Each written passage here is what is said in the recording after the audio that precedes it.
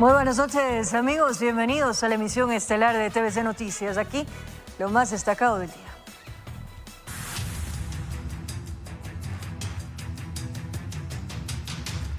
El trabajador de una empresa repartidora de productos recibió una serie de golpes y amenazas en medio de un asalto armado. La víctima fue abordada por 3 delincuentes que se movilizaban en una misma motocicleta. Todo quedó registrado en las cámaras de seguridad. Ocurrió en Conocoto.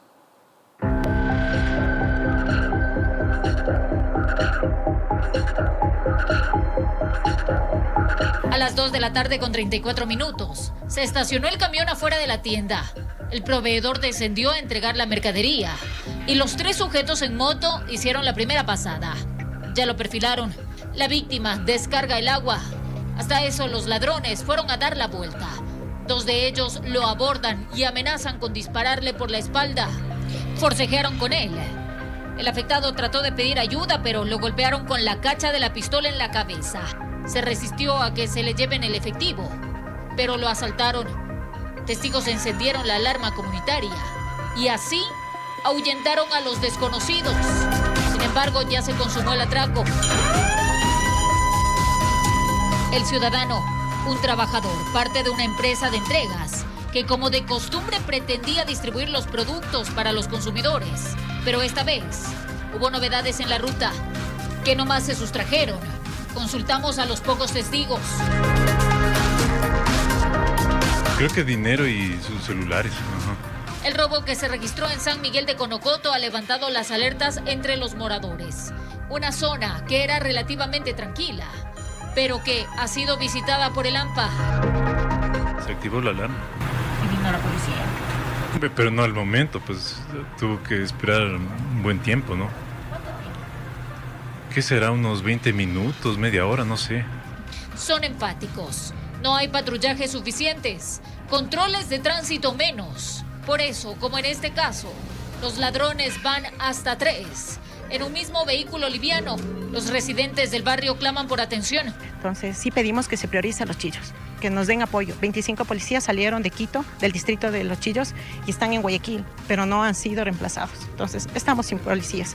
Un patrullero pasa por 3 sectores.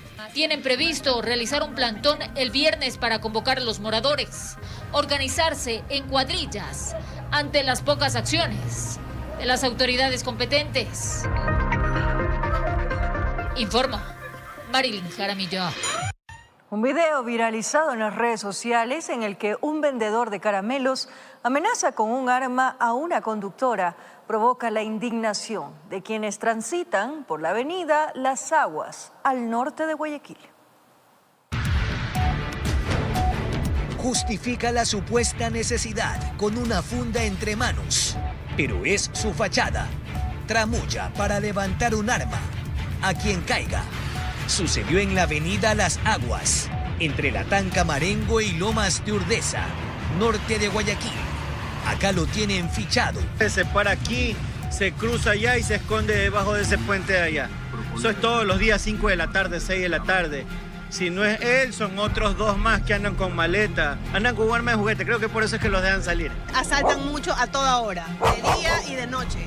Los semáforos son un terror. Hay que estar atentos por cualquier situación. El alto flujo vehicular y peatonal convierte a este espacio en la madriguera ideal. Están atrás, por atrás señalando o hincando con algo para que se les dé lo que ellos quieren, plata, teléfono.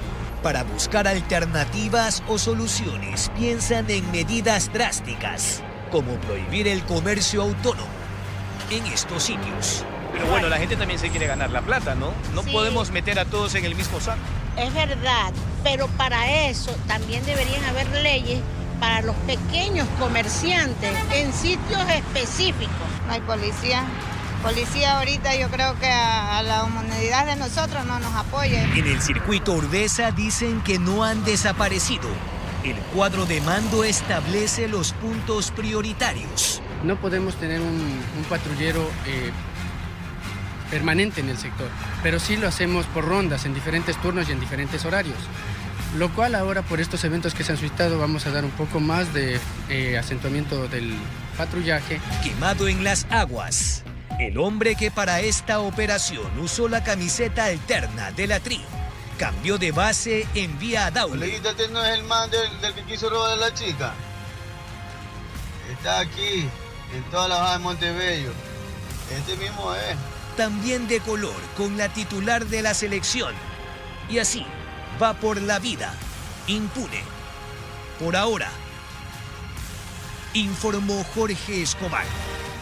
Una mujer fue atada por sacapintas en el sector de Mucholote 2 en el norte de Guayaquil. Los sujetos dispararon al vehículo en el que se movilizaba para luego robarle el dinero que minutos antes había retirado de una agencia bancaria. Fue una tarde de terror para la ciudadana de aproximadamente 25 años. Fueron segundos en los que su vida estuvo en peligro. Eran dos sujetos que aparecieron en una motocicleta. Uno se bajó y apuntó inmediatamente y le pidió el dinero que recién había retirado del banco. Ella dice que se bajó y cuando le iban a intentar robar, ella decía que no tenía nada. Y el ladrón le dice que sí, que le dé lo que sacó del banco.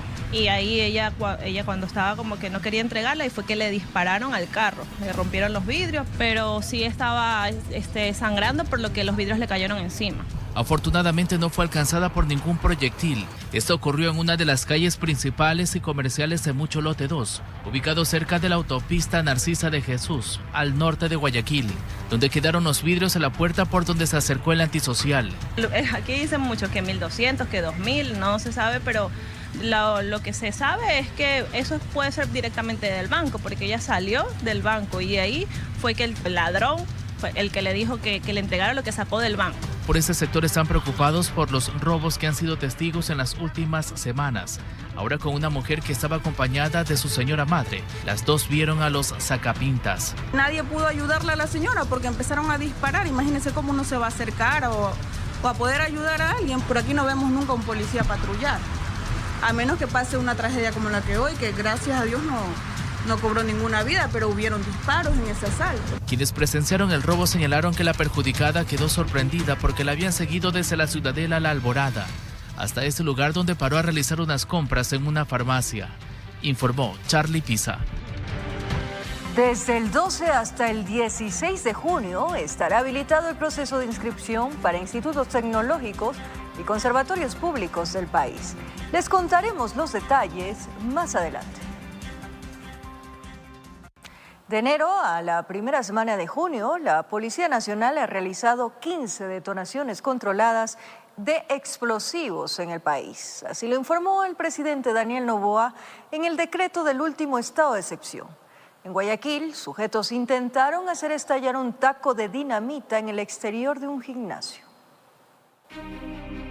Se movilizaban en una mototaxi, pero uno se bajó y encendió la mecha de algo que parecía un taco de dinamita y lo lanzó a la puerta. Pero después de unos minutos regresó con otro antisocial porque no hubo detonación y optaron por lanzar una bomba molotov que solo dejó daños leves en la puerta de un gimnasio. Y es la avenida Don Calderón en el Guasmo Sur, donde en cada cuadra podemos encontrar locales comerciales cerrados, otros que pasaron a ser nuevamente alquilados y casas en venta. Las extorsiones y amenazas de grupos delictivos provocaron que muchos cerraran sus puertas. Los habitantes de este populoso sector del sur de la ciudad están con miedo y prefieren no hablar de estos casos. La mayoría de delincuentes se movilizan en horas de la noche y madrugada en estos vehículos y escapan hacia cooperativas cercanas al estero Salado. La Policía Nacional ya conoce de este incidente con artefactos explosivos, que según el decreto ejecutivo número 23 que extendió el estado de excepción en 7 provincias, además del Distrito Metropolitano de Quito, del 1 de mayo al 13 de junio se han reportado a nivel nacional 30 gestiones antiexplosivos, además de 15 explosivos encontrados y 15 destrucciones controladas. En el documento además se resalta que existe mayor concentración de estos hechos y que se evidencia la continuidad en la intensidad del accionar de los grupos criminales que generan zozobra en la población, informó Charlie Pisa. Las armas y uniformes robados a 4 policías el pasado martes 3 de junio en El Triunfo en la provincia del Guayas fueron recuperados en una vivienda del mismo cantón.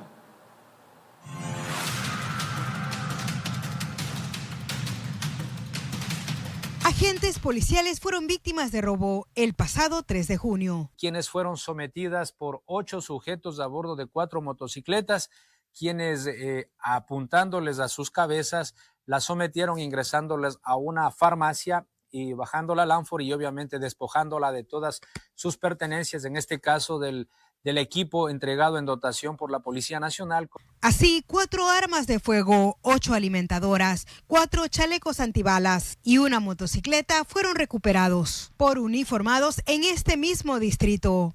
En sendas intervenciones en distintos lugares del Triunfo, específicamente en un centro de rehabilitación destinada para personas adictas, en circunstancias de que sujetos, al ver la presencia policial, adoptan una actitud sospechosa e inmediatamente en precipitada carrera empiezan a abandonar dicha infraestructura, lo que a los servidores policiales llama la atención e inmediatamente pues se inicia una intervención en el lugar, encontrándose con los indicios anteriormente relacionados. Este caso no dejó detenidos, informó Maite Morán. Un presunto antisocial fue capturado por 2 mujeres, quienes laboran como guardias en el malecón del Salado en Guayaquil. Los testigos señalan que el personal de seguridad ya estaba cansado del accionar del sujeto y otros compinches. El video dura pocos segundos, pero es suficiente para apreciar la ira que descargaron las uniformadas en contra del sospechoso. Este suceso se habría registrado la tarde del viernes 6 de junio en el malecón del Salado, a pocos metros de la Plaza de la Música. Testigos señalan que el personal de seguridad que labora en este sitio ya estaba cansado de varias fechorías cometidas por algunos sujetos que constantemente merodeaban este espacio. Se llevaron los equipos de emergencias. La fachada de metal poco a poco la están desmantelando. Y para colmo, ya en las noches el malecón no ilumina porque se llevaron también algunos metros de cable. Cuando recién hicieron el malecón era una belleza hasta unos 2-3 años. Después, ahorita al menos con la delincuencia, jefe, mire, vea, no hay gente, antes aquí trotábamos. Esto ya no parece malecón, sino un desierto, mire. Para los guardias no había otra opción que observar de cerca cómo estos grupos hacían de las suyas de manera constante y portando armas de fuego. Las armas que tenemos normalmente los guardias, el tolete y la radio para comunicarnos, es todo lo que tenemos. Pero en el caso de las féminas, en ellas había sed de justicia, porque con ellas se estaban pasando de la línea.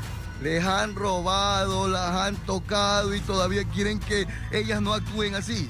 Por ese motivo, cuando lograron capturar a uno de ellos, decidieron que era momento de darle un poco de su propia medicina antes de entregarlo a la autoridad competente. Las estuvo tocando, los palandros estos que estuvieron aquí las estuvieron tocando. Eso fue lo que más nos enardeció y nos llenó de coraje a todos los guardias aquí.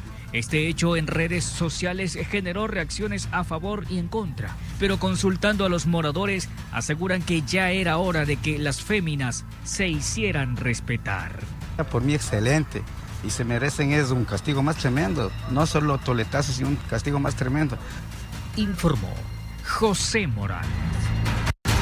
La Ley Orgánica de Inteligencia viabiliza la intercepción de telecomunicaciones sin orden judicial, así como un eventual levantamiento de la confidencialidad de las fuentes periodísticas. Les tenemos todos los detalles en breve aquí en Emisión Estelar de TVC Noticias.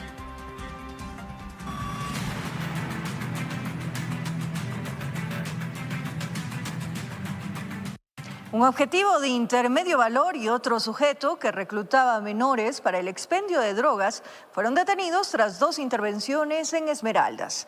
En uno de los casos se decomisó un arsenal de armas y municiones. El hombre corpulento que está arrodillado en el suelo es alias Junior.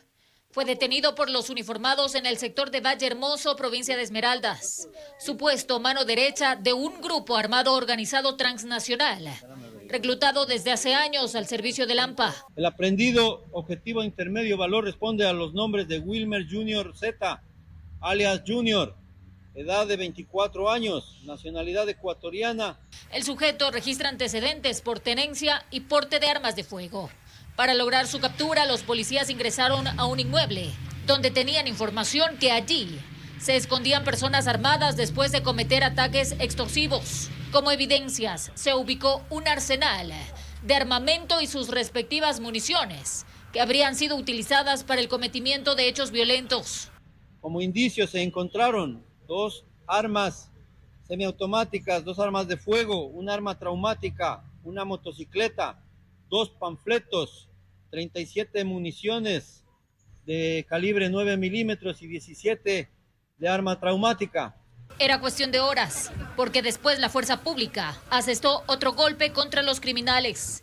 Esta vez cayó alias Javica, quien lloraba en el momento de la detención, supuesto miembro de otro grupo armado organizado que comanda la zona en las Malvinas. Se presume que reclutaba a niños para el expendio en territorio, cerca a 2 escuelas.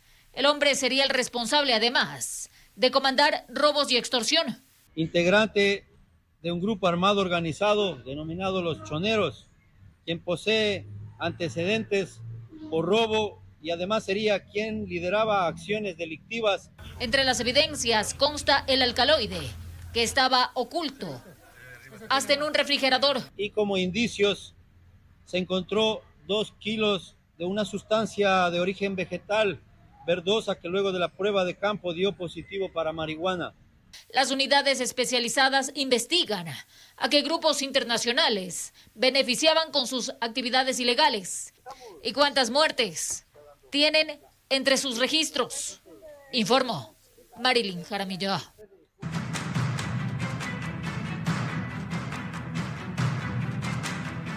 Asesinaron a alias Comandante Ere, mano derecha de alias Fito, en Milagro, en la provincia del Guayas. El crimen ocurrió dentro de la casa de la víctima. La Policía Nacional decomisó armas que estarían involucradas en el hecho violento.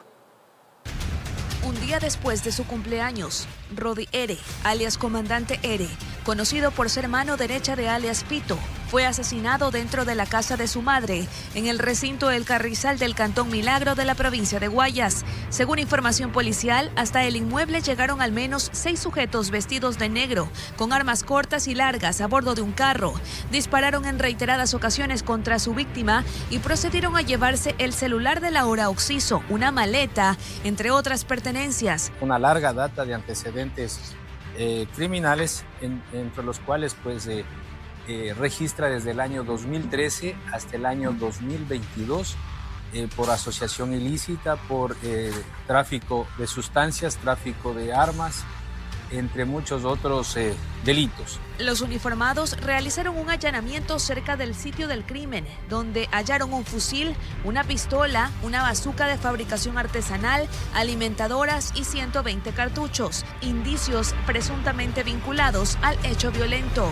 Operan 2 organizaciones criminales, los Águilas y los Choneros, que en su momento eran una sola estructura. En este sentido, existe la probabilidad de que se trate de una vendetta entre Águilas y Choneros, ya que el hoy occiso, de acuerdo a los reportes investigativos, pertenecería a los Choneros. Es más, se trataría de una de las cabezas máximas al momento. En el año 2022, pese a su sentencia por asesinato, Comandante Ere salió en libertad luego de haber estado en la cárcel regional, donde según la policía lideró el pabellón 5. Posteriormente, el 5 de febrero de 2024, fue capturado en un operativo ejecutado en el kilómetro 22 de la vía a la costa en Guayaquil, junto a otras 7 personas consideradas como objetivos de alto valor.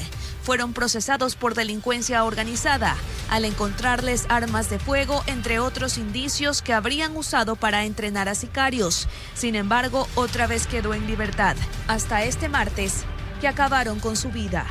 Informó Adriana Peralta.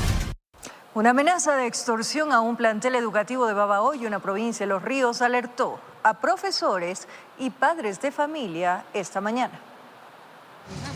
Este mensaje enviado por redes sociales a los directivos de esta unidad educativa ubicada al ingreso de Babahoyo en la provincia de Los Ríos saltó las alarmas, principalmente entre los padres de familia que al enterarse de la amenaza decidieron precautelar la integridad de sus hijos y llevárselos de vuelta a sus casas durante la mañana de este miércoles.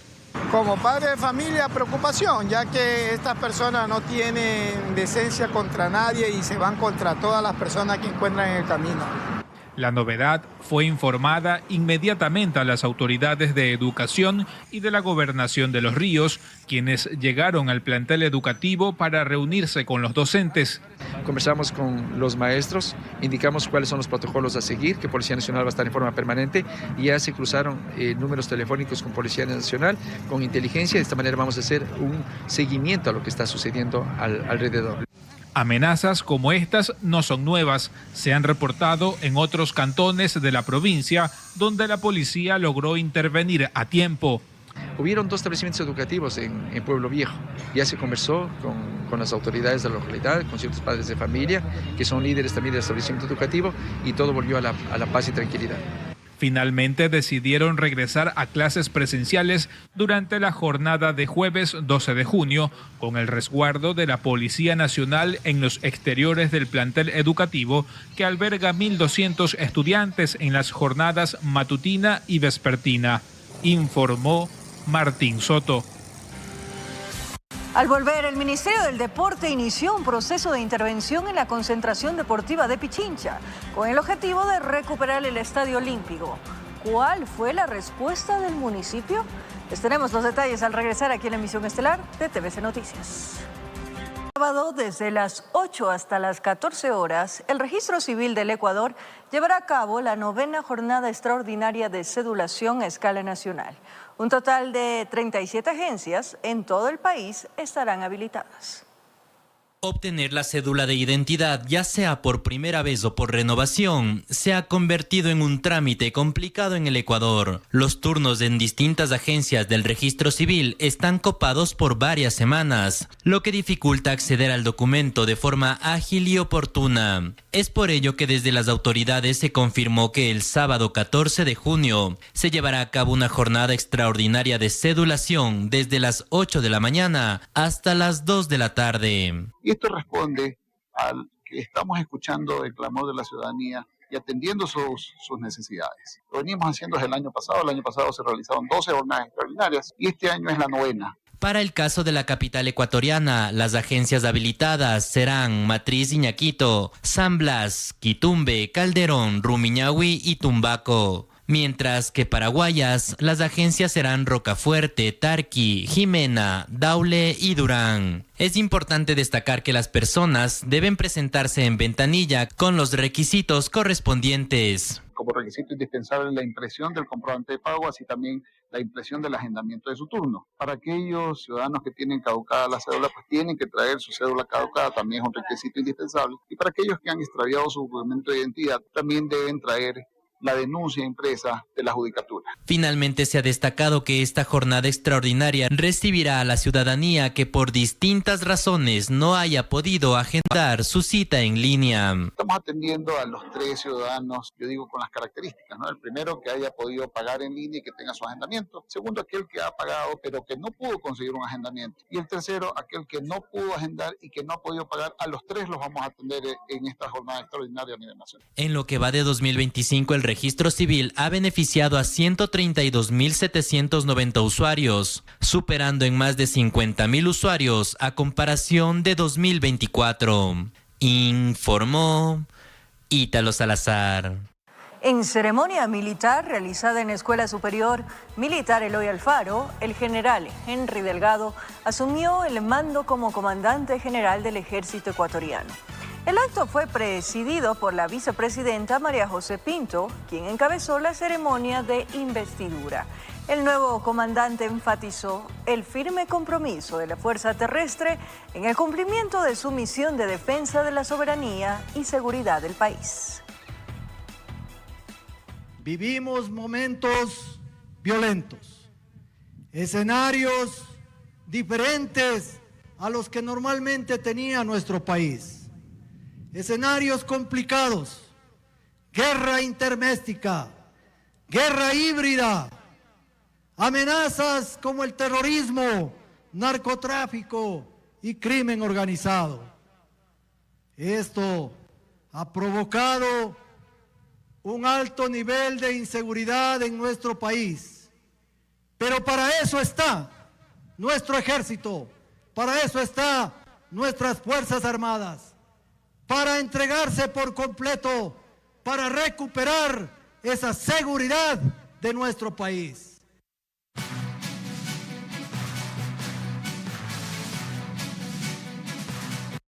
El presidente Daniel Noboa se allanó a la Ley Orgánica de Inteligencia, aprobada por la Asamblea Nacional el pasado martes 10 de junio. Al no emitir ningún veto con respecto a esta ley, el primer mandatario ordenó su publicación en el registro oficial. La presente normativa entra en vigor a partir de la fecha de su publicación, es decir, desde este miércoles 11 de junio de 2025. La polémica Ley Orgánica de Inteligencia viabiliza la intercepción de telecomunicaciones sin orden judicial, así como un eventual levantamiento de la confidencialidad de las fuentes periodísticas. ¿Qué más incluye este proyecto? Enseguida les contamos. Contra todo pronóstico, la polémica Ley de Inteligencia fue aprobada en la Asamblea Nacional. La normativa encontró cuestionamientos y resistencias por parte de las bancadas de oposición que objetaron varios temas conflictivos de la ley. Uno de ellos fue la creación del Sistema Nacional de Inteligencia, un organismo encargado de planificar, coordinar y efectuar acciones para anticiparse y neutralizar las actividades criminales. Qué tan indispensable es el día de hoy darle estas herramientas al pueblo ecuatoriano y al Estado para que pueda seguir luchando en el contexto de ese crimen organizado. Yo creo que esto va en el marco ya de una consolidación de un Estado donde el presidente tiene superpoderes. Probablemente el que más resistencia encontró fue el artículo 51, que viabiliza la intercepción de llamadas, mensajes y correspondencias sin orden judicial. Nos preocupa el tema de las escuchas, inclusive para neutralizar a los enemigos políticos. El derecho fundamental de cada ecuatoriano es el derecho a la privacidad y es completamente respetado en este proyecto de ley. Pero tal como está estructurada, sin duda alguna va a recibir una serie de demandas de inconstitucionalidad que traerá como resultado que la Corte Constitucional paralice su vigencia. La oposición señala que la ley restringiría la confidencialidad de las fuentes periodísticas en el desarrollo de investigaciones. Esto debido a que el sistema de inteligencia puede requerir cualquier tipo de información a entidades públicas y privadas. El artículo 50 dice que organismos públicos, pero también organismos de apoyo, tendrán que obligatoriamente entregar todo tipo de información que el Sistema Nacional de Inteligencia requiera. En ese amplio espectro de lo privado podría entrar el ejercicio periodístico. También se establece que el Sistema Nacional de Inteligencia tendrá un fondo especial de gastos y las licitaciones efectuadas gozarán de carácter reservado.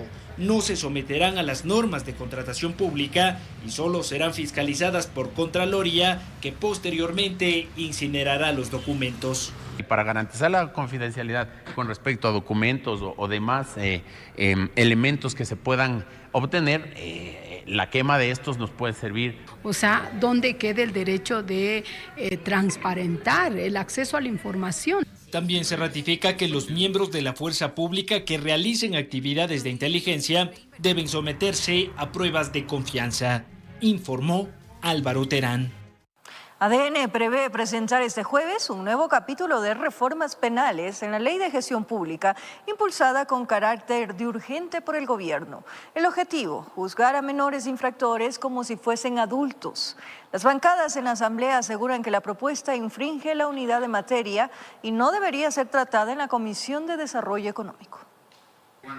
ADN tiene en mente matar a varios pájaros de un solo tiro con la Ley Orgánica de Gestión Pública, tramitada con carácter de urgente en la Asamblea Nacional. El objetivo es aprovechar esta normativa para impulsar un capítulo especial de reformas al Código Orgánico de la Niñez y Adolescencia e introducir una modificación legal para que el Estado aplique medidas socioeducativas a adolescentes infractores en delitos sancionados hasta con 10 años de reclusión. Pasado ese umbral, se someterán a reglas procesales establecidas en el Código Integral Penal, es decir, serán juzgados como adultos. Es decir, dependiendo de cada delito, se aplicará la misma pena que al mayor. Es importante poder aprovechar los mecanismos y las herramientas que tenemos en este momento para poder seguir combatiendo al crimen organizado transnacional. El planteamiento de ADN también introduce cambios en el plazo de investigación previa para ilícitos con participación de menores. En delitos flagrantes durará un máximo de 30 días, en delitos ordinarios 90. Además, los internamientos preventivos no podrán exceder los 180 días so pena del archivo de la causa. Las bancadas de oposición dicen que no es viable mezclar gestión pública con sanciones a menores infractores. Yo creo que las leyes tienen que ir en concordancia con los objetivos y no ir metiéndole temas que no tengan nada que ver. Legalmente rompería con el tema de la unidad de materia y esto haría que se convierta en una norma inconstitucional. El Partido Social Cristiano tampoco cree que sea viable realizar dicha fusión. Sin embargo, dicen, aprovecharán esta oportunidad para plasmar su propuesta de endurecimiento de penas. Usted me puede debatir aquí incluso hasta en lo ético o de pronto hasta en lo moral. No, pero no es correcto. Posiblemente, sí, pero el Ecuador en momentos excepcionales debe imprimir medidas excepcionales. Y nosotros también vamos a impulsar las reformas relacionadas a que también los discapacitados que sean asesinos, ¿no?, que sean sicarios, también sean tratados con la misma dureza con la que se trata a cualquier persona. ADN deberá justificar la necesidad de incluir estas reformas en la normativa y lo hará este jueves, cuando se retome el tratamiento de la ley urgente. Informó Álvaro Terán. El Ministerio de Salud, Consejo de la Judicatura y Fiscalía General del Estado deberán establecer los parámetros técnicos del uso y consumo personal de drogas. Esto como parte de la nueva Ley de Solidaridad Nacional que busca enfrentar la economía de grupos delincuenciales. La aprobación de la nueva Ley de Solidaridad Nacional en el Legislativo y su publicación en el Registro Oficial pondrá a trabajar conjuntamente el Consejo de la Judicatura, Fiscalía y Ministerio de Salud Pública. Ellos serán los responsables de establecer los parámetros técnicos para determinar el uso y consumo personal de drogas, así como también los parámetros para establecer la tenencia o posesión de sustancias de estupefacientes. El penalista Diego Correa lo ve como un tema complejo que se lo debe tratar con pinzas. No puede ser que el análisis sea tan básico porque muchas veces el microexpendedor también es consumidor y no puede utilizar su enfermedad de adicción para que no haya responsabilidad cuando él también distribuye. Camilo Salinas, exministro de Salud y exasambleísta, lamenta que tuvieron que pasar 18 meses desde que el presidente Daniel Noboa dio de baja la tabla de umbral de consumo de drogas creada por el correísmo, que no tomó en cuenta cantidad versus calidad, lo que hoy sí ocurrirá.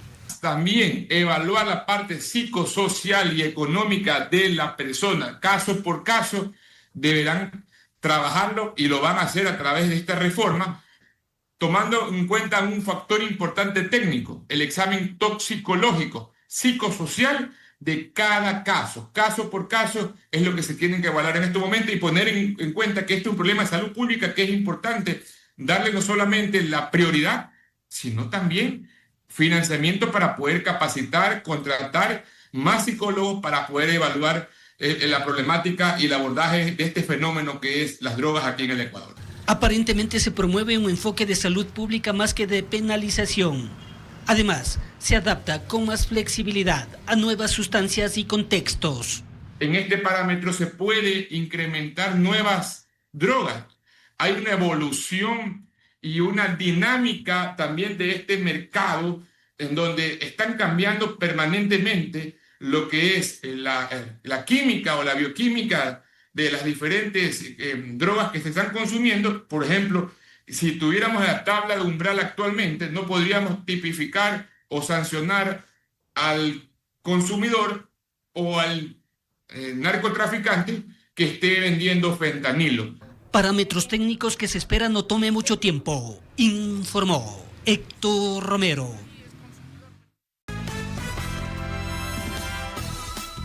De regreso para contarles, en un 50% avanza la obra del proyecto de agua potable para Calderón, que beneficiará a más de 500.000 personas. Esta iniciativa busca solucionar los problemas de suministro de líquido vital en la zona y así atender las necesidades de las parroquias de Calderón, Calacalí y San Antonio de Pichincha.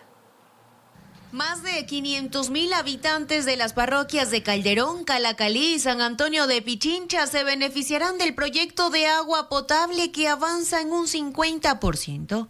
Esta es una obra que busca poner fin a los problemas de desabastecimientos en sectores altos, donde el acceso al líquido vital ha sido limitado durante años. En el 2027 tendremos superado al 100% los problemas de baja cantidad de agua o desabastecimiento en algunos sectores de Calderón. Evidentemente esto debe venir aparejado con un mejor control para que el crecimiento demográfico de Calderón se dé de manera ordenada. El proyecto se desarrolla en 4 fases. La primera, con un 66% de avance, contempla la construcción de una línea de conducción que parte desde Paluguillo y llega hasta Puembo. Esta etapa es fundamental para transportar grandes volúmenes de agua desde las fuentes de captación. La segunda fase, con un avance del 11%, conecta Puembo con Calderón e incluye la instalación de 2 pasos elevados. Este paso elevado es parte del proyecto Agua Potable para Calderón, mismo que está siendo construido sobre la quebrada de Tamauco. Por ahí es donde debe de pasar toda la tubería de acero del segundo tramo y llegará hasta Calderón, donde iniciará el proceso de potabilización y estabilización. Aquí tenemos un avance alrededor del 20% aproximadamente. Se está construyendo al mismo tiempo la planta de tratamiento de agua en Calderón y después ya tienen que venir las tuberías que llegan a cada uno de los hogares. El alcalde de Quito, Pavel Muñoz, recorrió la obra para constatar que se cumplan los plazos establecidos y destacó también que este sistema está diseñado para garantizar el abastecimiento de agua potable durante los próximos 30 años. En este momento el consumo son 700 litros por segundo, la planta abastece más de 1.100 litros por segundo, 1.300, entonces estimamos que esto puede ser agua suficiente con proyección hasta el 2050, 2055. Esta infraestructura permitirá reducir la actual dependencia de Calderón con la estación de Bellavista, una instalación que ya no da abasto frente al acelerado crecimiento poblacional de una de las parroquias más grandes del distrito metropolitano. Primero, que podemos tener una mayor cobertura y segundo, que podamos liberar caudales de la planta de Bellavista para poder atender aquellos sitios que tienen falta de agua en este sector. Recordemos que tenemos varios sistemas de agua potable, no todos están interconectados, entonces específicamente liberar el caudal de Bellavista va a ser para el norte centro de la ciudad de Quito. Y informó Ailis Morán.